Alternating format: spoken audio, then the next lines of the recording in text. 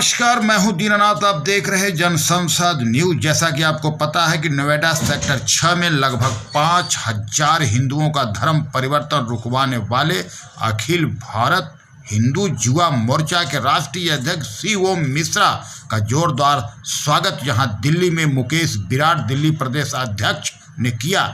वहीं कहीं ना कहीं उनके साथ कंधे से कंधा मिलाकर विशाल चावरिया, मनीष बिडलान लोग खड़े मिले। लेकिन मैं आपको वो भी बता दूं कि जहां अखिल भारत हिंदू युवा मोर्चा के राष्ट्रीय अध्यक्ष का कहीं ना कहीं ये कहना था, अयोध्या तो अभी एक झांकी है, काशी मथुरा बाकी है और मैं एक जातिवादी हूँ, मैं हिंदू हूँ और सनातनी भी हूँ।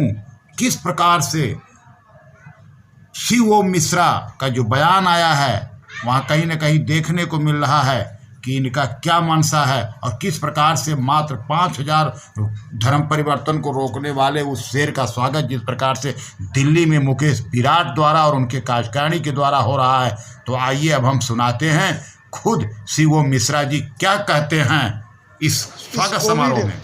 19 के कार्यकाल में भी मेरा 3-4 बार दिल्ली आगमन हुआ है कुछ विषयों को लेकर के, परंतु मेरा जो यह 2 दिवसीय प्रवास रहा है, यह प्रवास संतों का सानिध्य प्राप्त करना और दिल्ली प्रदेश में विगत 8 महीने में जो कार्य हुए हैं उन कार्यों की समीक्षा करना रहा है। हमारा मुख्य कार्य सेवा, सुरक्षा और संस्कारों का सिंचन है।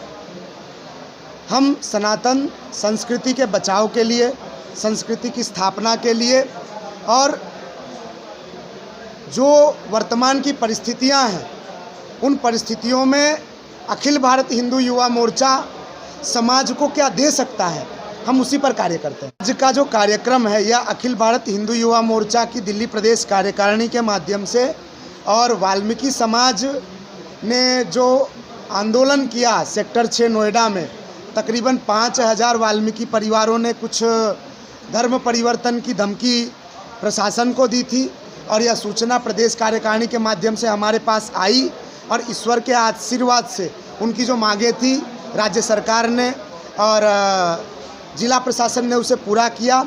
उसी विषय पर यहाँ पर कार्यकर्ता मित्रों से और वाल्मीकि समाज के प्रतिनिधियों से मिलने का कार्यक्रम रहा और यहाँ पर कार्य तो फिलहाल सभी से जनसंपर्क का ही रहा है हमारा। आज का जो कार्यक्रम था, जैसे कि आपको मालूम है, सेक्टर 6 नोएडा में चल रहे आंदोलन के लिए उसमें जो मांगे थी वाल्मीकि समाज की, वो हमारे श्री सी ओम मिश्रा जी के सानिध्य में रहकर के उन्होंने पूर्ण करवाई। उसके उपलक्ष्य में ये सम्मान समारोह था। तो ये तो बात हुई सम्मान समारोह की। दूसरा कि हमारी परेशानियां क्या आती हैं, क्या दिक्कतें होती हैं, तो बड़ी मिथ्या फैलाई हुई है लोगों ने, समाज को बहुत विघटित कर रखा है। एक संगठित समाज है हमारा हिंदू समाज, हमेशा हम सारे त्यौहार एक साथ मनाते हैं, सारी चीज़ें एक साथ मनाते हैं, लेकिन उसके बाद में भी हमें जगह जगह पंथों में, धर्मों में, जातियों में बांटा जाता है। हमें गलत मिथ्या भाव जताया जाता है कि तुम अलग हो, तुम्हें ऐसा, तुम नीच हो, तुम ऊंच हो। इस प्रकार की जो चीज़ें फैलाई जा रही हैं वो बिल्कुल ही गलत है। इसका कहीं पे भी किसी भी ग्रंथ में संदर्भ नहीं है, क्योंकि ग्रंथ हमारे यहाँ पढ़ाए नहीं जाते, तो मिथ्या से लोग जल्दी उसके ऊपर असर हो जाता है उनका। तो ये सबसे बड़ी प्रॉब्लम है कि हमारे यहाँ पे सबसे पहले तो ग्रंथ पढ़ाना आवश्यक होना चाहिए, जिससे कि ग्रंथ के लिए भ्रांति ना फैला सकें लोग, गलत बातें ना बता सकें और विघटन ना फैला सकें। हम एक संगठित समाज के लोग हैं और हम संगठित रहेंगे, ये हमारा प्रण है। विश्व गुरु बनाने का जो ख्वाब हमारे परम प्रिय आदरणीय श्री नरेंद्र मोदी जी ने देखा है, हम सब संगठित होकर उसको पूरा करें, हमारे राष्ट्र को एक विश्व दर्जा पे स्थापित करें और जो एक रचकण से एक ईंट बनती है और ईंटों से मिलके एक महल बनता है, उसी तरह से हम हर एक जैसे हमारी एक मुहिम और चल रही है, राष्ट्रवाद से राष्ट्र निर्माण। हर एक विषय का सॉल्यूशन, जितना प्रॉब्लम्स है उसका सॉल्यूशन है राष्ट्रवाद। हम राष्ट्र के प्रति डेडिकेटेड रहे, समर्पित रहे और राष्ट्र को मजबूत करें। सबसे पहले तो संत समाज को मेरा प्रणाम और मेरे राष्ट्रीय अध्यक्ष जी, राष्ट्रीय प्रवक्ता मंजरी बहन जी और JS मोदी जी को मेरा प्रणाम।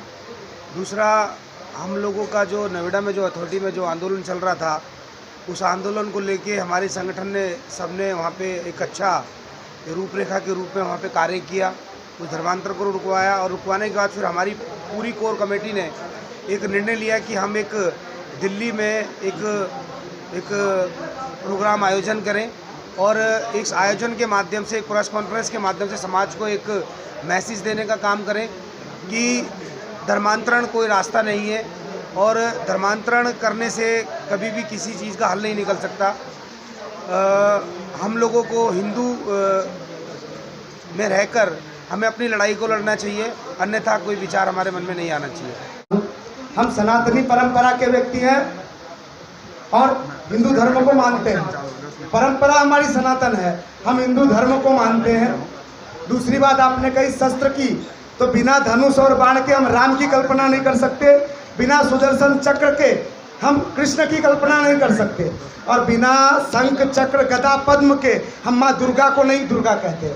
तो किस आधार पे हम कह दें कि यार हिंदू के घर में शस्त्र नहीं होगा। आज राष्ट्रीय स्वयंसेवक संघ शस्त्र के रूप में लाठी का उपयोग करता है, विश्व हिंदू परिषद शस्त्र के रूप में त्रिशूल का उपयोग कर सकता है, तो हम क्यों नहीं कर सकते? और सब हिंदू धर्म के ही अंग हैं। तो मैं भी कहना चाहता हूँ हर हिंदू के घर में एक तलवार और एक भगवा ध्वज तो होना ही चाहिए। मेरा प्रश्न ये था, एक तरफ आप राष्ट्रवाद की बात कर रहे हैं, वहीं आप एक बार कह रहे हैं काशी मथुरा बाकी है, ये दोनों का फर्क है। देखिए, बिना संस्कृति और बिना धर्म के हम राष्ट्र की कल्पना नहीं कर सकते। सबसे पहले मेरा धर्म है, मेरी संस्कृति है, उसके बाद मेरा राष्ट्र है। यदि मेरी संस्कृति सुरक्षित रहेगी तभी मेरा राष्ट्र सुरक्षित रहेगा। और संस्कृति कब सुरक्षित रहेगी? जब संस्कृतिवान, चरित्रवान युवा और हमारे देश के नागरिक मजबूत होंगे। तो ये बात जो आपने कही है उसका मैं समर्थन करता हूँ। संस्कृति के बिना अच्छा राष्ट्र नहीं बन सकता। तो प्रबल राष्ट्रवादी भी है। और काशी मथुरा की आपने बात कही, तो जिस तर्ज पर अयोध्या में राम मंदिर बना है, हमने आज से लगभग 10-12 साल पहले भी कहा था अयोध्या में ही राम जी का मंदिर नहीं बनेगा तो क्या पाकिस्तान या बांग्लादेश में बनेगा? राम का जन्म यहाँ हुआ है तो मंदिर भी वही बनेगा। और काशी और मथुरा, इसके संयोग की कोई अलग बात ही नहीं है। और इसे बनने के लिए विश्व की कोई ताकत इसे रोक नहीं सकती। मैं जातिवाद का समर्थन करता हूँ। मैं जातिवाद का समर्थन करता हूँ क्योंकि मैं मस्तिष्क से ब्राह्मण हूँ, बाहु से क्षत्रिय, उदर से वैश्य और पैर से शूद्र हूँ। मैं इस चीज़ का समर्थन करता हूँ। व्यक्ति कर्म से बड़ा या छोटा हो सकता है, जाति से नहीं।